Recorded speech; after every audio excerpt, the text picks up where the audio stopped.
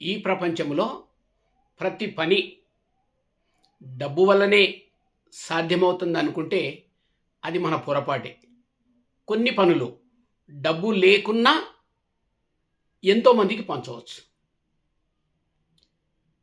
ఏంటి అవంటే మంచి మాటలు, తీయటి మాటలు, అది అందరినీ ఆకర్షించే మాటలు, వారి యొక్క జీవితాలలో వెలుగులు నింపే మంచి మాటలు మనం పంచడానికి డబ్బు అవసరం లేదు. మనీ పంచుతామో లేదో కానీ మంచి మాటలు మాత్రం తప్పనిసరిగా పంచాలి.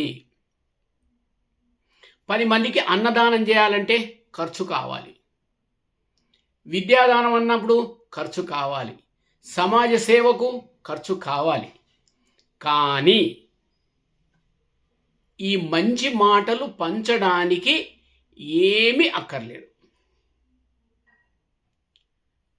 కాబట్టి మనము ఎవరితో మాట్లాడినా తీయటి మాటలతో మాట్లాడి ఎంతోమందిని ఆకర్షణ వైపు అంటే మన ఆకర్షణ గురి చేయొచ్చు.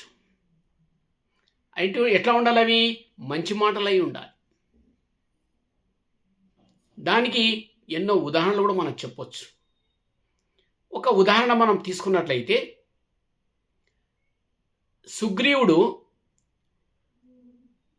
ఈ హనుమంతుని, మహావీరుడైనటువంటి హనుమంతుని ఒక గూఢచారిగా శ్రీరాముడు ఎందుకు మన ప్రాంతానికి వచ్చిండు, మన దగ్గరకు వచ్చిండో తెలుసుకోమని ఒక గూఢచారిగా పంపించడం జరుగుతూ ఉంది. అప్పటికి శ్రీరాముడు హనుమంతుడు ఒకరికొకరి పరిచయం లేదు.